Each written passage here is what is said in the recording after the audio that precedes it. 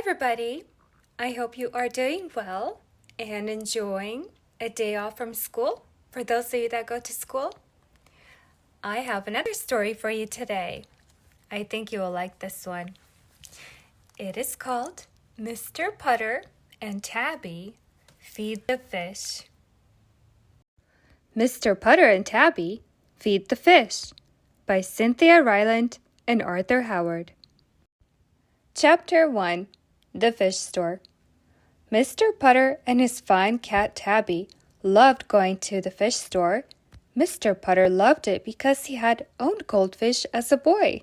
He had always liked goldfish.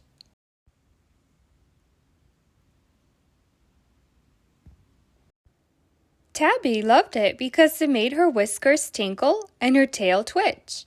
Tabby was old, but she still loved excitement, and fish were exciting. One day, Mr. Putter and Tabby were watching the fish in the fish store when Mr. Putter said, "Let's bring some home." It had been many years since Mr. Putter had owned fish. He thought it would be fun to have some again. It would make him feel like a boy. And it would be a good exercise for Tabby's tail. "We'll take 3 and a nice big bowl," Mr. Putter said to the fishman. Mr. Putter and Tabby drove their fish home. Tabby nearly twitched herself right out of the car. She wasn't sure she could handle this much excitement. Chapter 2. Bat. Back at home, Mr. Putter got the fish bowl ready. He dropped the 3 fish in. Plop, plop, plop. Then he gave them some food. The fish seemed very happy. They swam and swam and ate and ate. Mr. Putter watched, and Tabby batted. "Bat, bat, bat." "Don't bat the fish, Tabby," said Mr. Putter. But Tabby couldn't help it. She got all twitchy. Bat went her paw on the glass. "No batting," said Mr. Putter. "Bat, bat, bat, bat." Finally, Mr. Putter said, "Come on, Tabby, let's go to bed. We'll watch the fish tomorrow." Tabby wanted to go to bed. She needed to go to bed. She was tired from all the batting, but she couldn't move. "Bedtime, Tabby," said Mr. Putter. "Bat, bat, bat."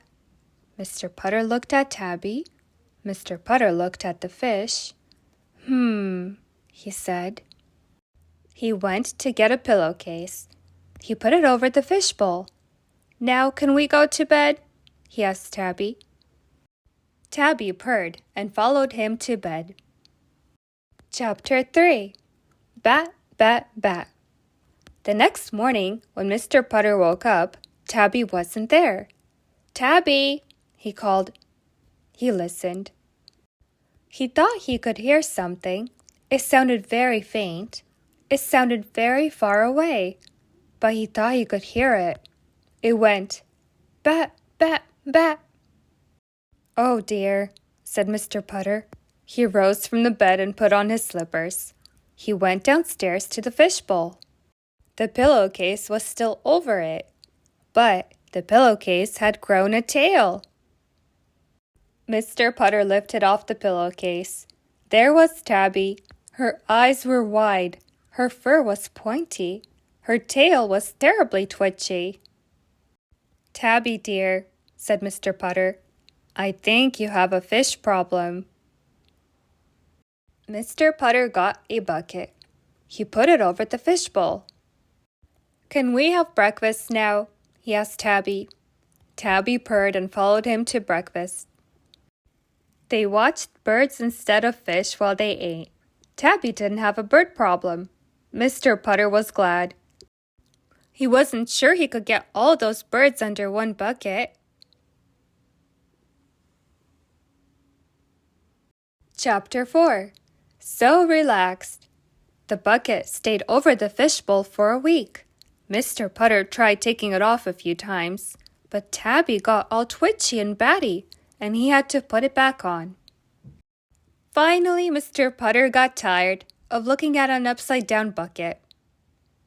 Tabby, he said one morning, let's see if Miss Teaberry would like some fish. Miss Teaberry was Mr. Putter's neighbor. She usually liked everything. Certainly, said Miss Teaberry, when Mr. Putter phoned. Zeke and I would love some fish. Zeke was Miss Teaberry's good dog. Mr. Putter and Tabby carried the fishbowl over. Mr. Putter told Miss Teaberry about Tabby's fish problem. Miss Teaberry was very nice. She said that fish make a lot of cats twitchy and batty. That made Tabby feel better. Mr. Putter and Tabby had milk and cookies with Miss Teaberry and Zeke. Then they said goodbye to the fish and went home. Everything was great after that. It turned out that Zeke did not have a fish problem. Fish did not make him twitchy. Fish did not make him batty. Fish just made him very, very sleepy. Whenever Zeke needed to relax, he watched his fish. Zeke was so relaxed. Mr. Putter and Tabby were relaxed too. Of course, they had always been very good at relaxing, except with the fish. They just curled themselves into Mr. Putter's warm chair and slept, without a single twitch. Do you guys have any fish at home? They're fun to watch sometimes, aren't they? I think after a while it gets a little boring because all they do is just swim, right? I think I'd rather have a cat or a dog. They're more fun to play with. Another activity that could be fun is reading. Who likes to read out there? I do. Well, I hope you guys have a wonderful day. Go find some fun books to read at the library and dive into the stories. And remember, you are important, you are smart, and you are loved. I will see you guys soon. Have a good day.